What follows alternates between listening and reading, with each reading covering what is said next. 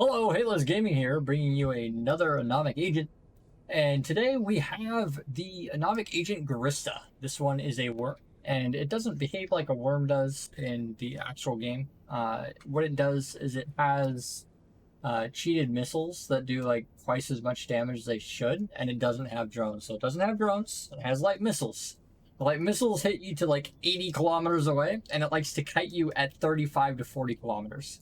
So it is really fast. It uses a Microwarpdrive to achieve a speed of 3,500 meters a second, and it tries to orbit you at 40 kilometers. The trick to beat this one is to not try and scram kite it, but to actually try and chase it down and beat it, because it does have a pretty bulky shield, so you need to bring in a lot of DPS. Did I mention it's a worm?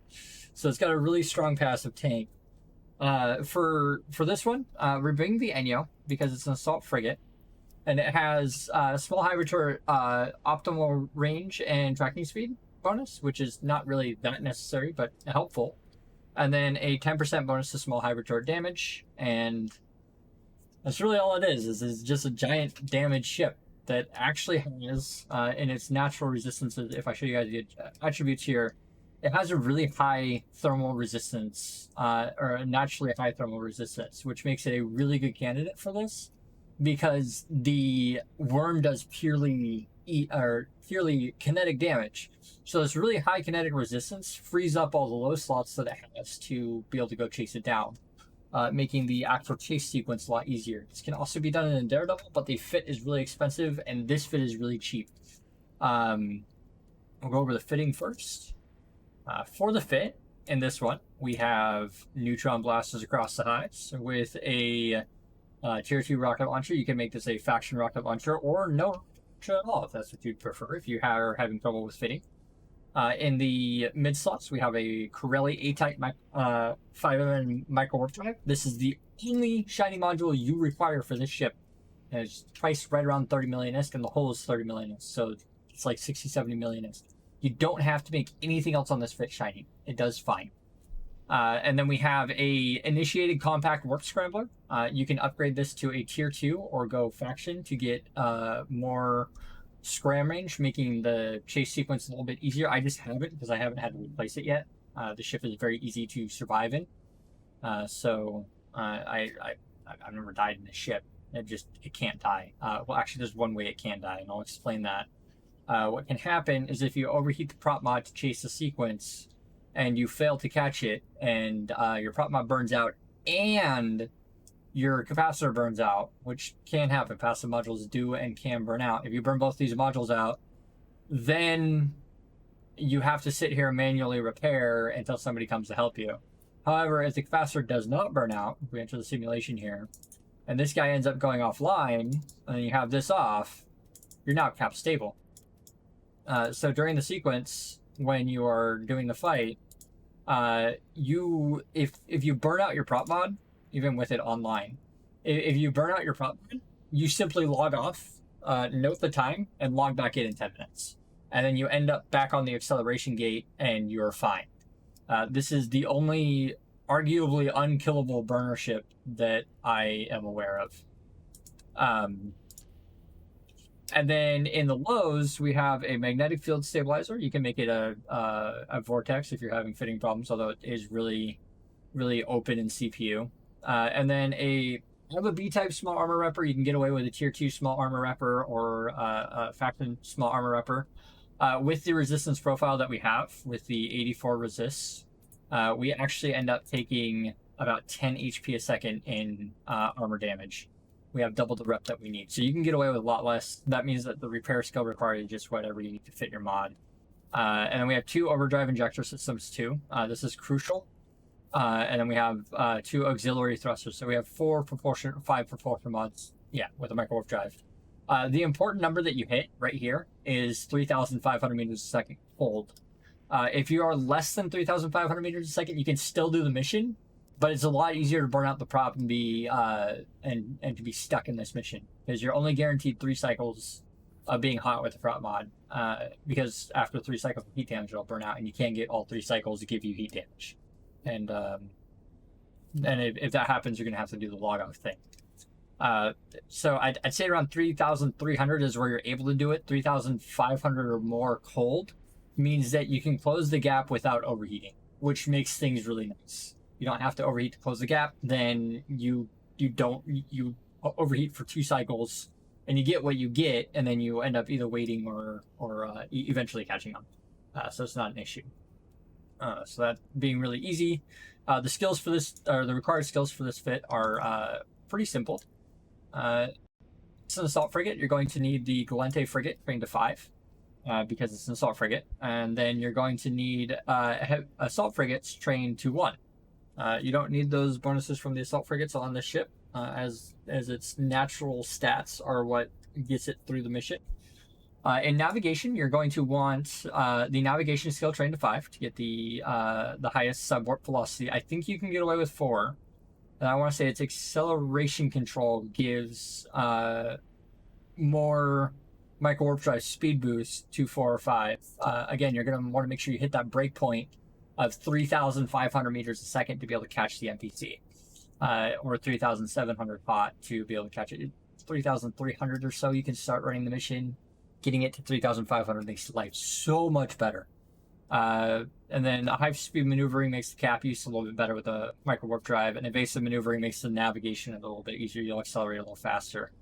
And then in engineering, you're going to need the skills required to fit. Advanced weapon upgrades, trained to 4 to be able to fit the modules. You might need it to 5, I'm not sure, but if you do need it to 5, again, if you have it to 4 and you can't fit everything, just shut off or take off the rocket launcher. You'll be fine. This is not necessary. It's an optional mod.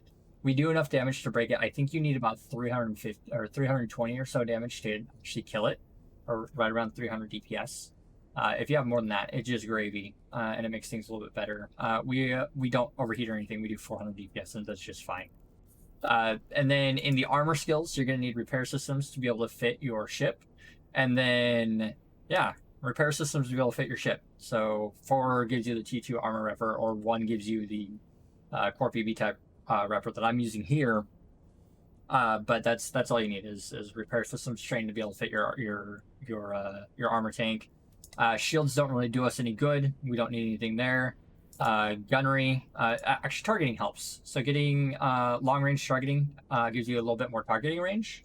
And luckily the Enyo has a high natural targeting range, so it can lock it upon landing. But if you don't have this trained, sometimes you can't lock it right away. It doesn't make a difference because you're closing the gap anyways.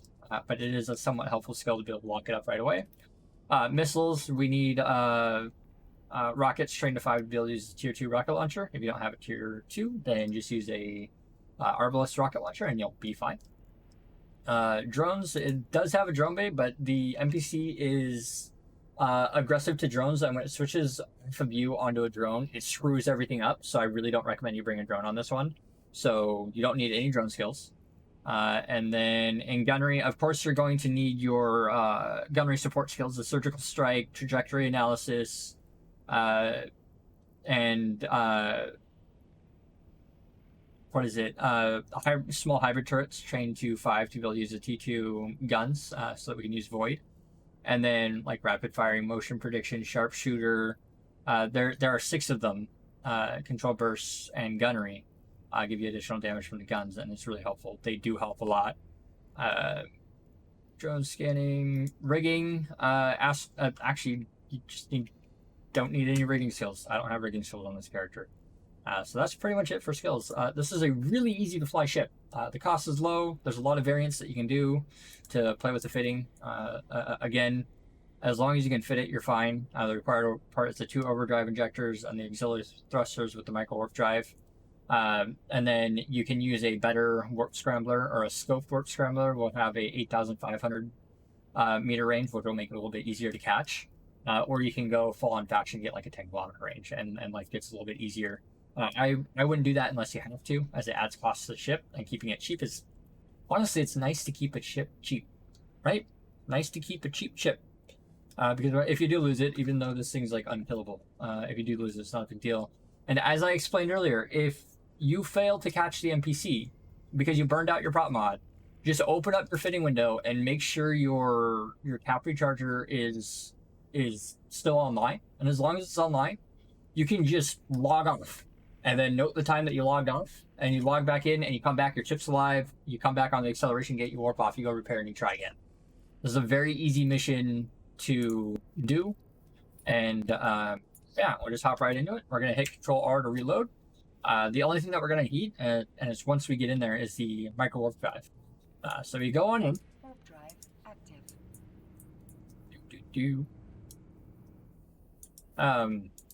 We just go on, and here's Worm.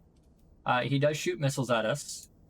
He'll start firing and he'll start moving. We're gonna go ahead and lock him up, and then we're gonna keep at range 2 kilometers.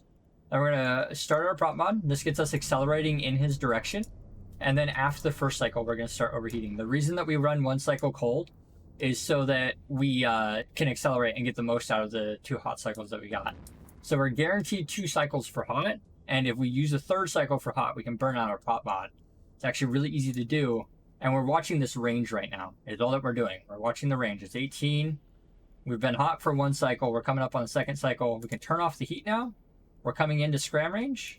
We scram him. This shuts off his prop mod, and now he's not fast. We now need to turn off our prop mod as well, so that we slow down with him. And at this point, we're actually faster than our base speed is faster than his.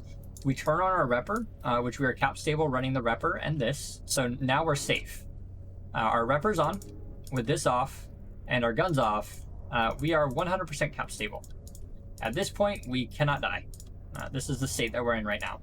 So we're cap stable. We have more tank than what we deal.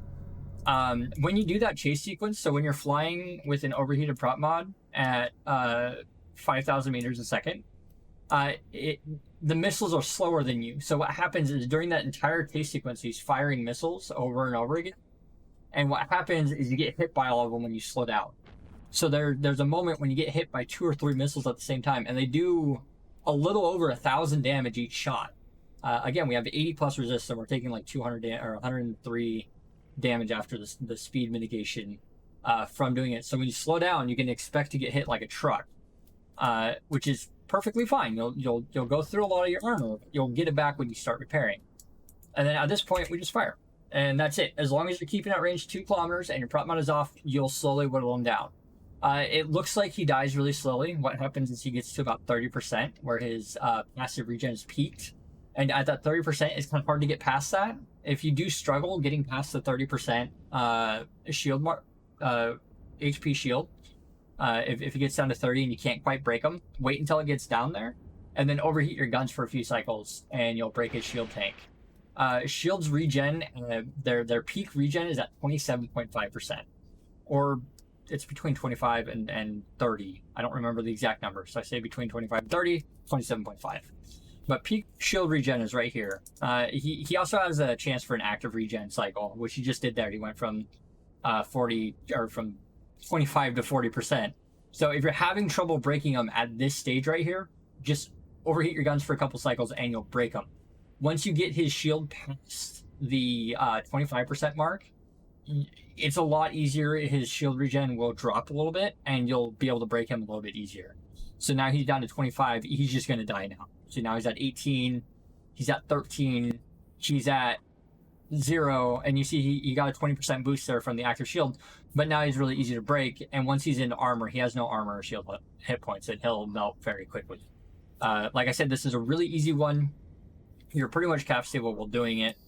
And he just kind of dies once you catch him. The hardest part is to catching him. And if you fail, you just make sure that you're cap stable running your repper. So open up your fitting window, hit simulate, turn this off, and turn this off. And you see I'm cap stable. That means I can log off and wait for us to do that. And then I'm going to show you guys how quickly these burn out. But they always burn out really quickly. And sometimes you see all the heat damage I took on my warp scrambler. Sometimes you also burn out the warp scrambler, which is bizarre. So the heat actually transferred straight across to the warp scram. And in that case, with 3 hot cycles, I burnt out the warp scrambler. I didn't burn out the prop mod, but I burnt out the warp scrambler. That would make this mission impossible without the warp scram. And you can see one more heat damage cycle, so we're at 72%. If I take heat damage one more time, I will burn this out. So if you're having troubles catching him, see now it's burnt out. I still have this. I still have my repper and everything. So I'll be fine at this point. I'm stable. I can just log off and go. So that's your if I failed maneuver. You don't have to wait for somebody to log in and come help you or whatever it is. If you're not stable, you sit there and you manage cap, and you ask a corpy or a friend to come save you. If they throw a frigate into this room, what'll happen is he'll drop tackle and you need to jump off if you do need help. It's a really easy mission. It's really hard to die in here. If you guys like this burner series up to this point and want to see more of it, make sure you like, comment, and subscribe below. And this is the last agent on the list. So all the agents are done. We have to do the teams video, and as of today, I have to do base Serpentis and base Gurista are the only two bases left. So we're almost done with the series. I'm really happy that we got to update it in 2020 with the changes that have happened. Make sure you guys fly fun. Enjoy your time on EVE Online. Make sure you like, comment, and subscribe below. And if you want to catch me live, I stream on Twitch between 11 and 2 p.m. Pacific Standard Time. Enjoy your time in EVE Online, and we'll see you guys in the next one.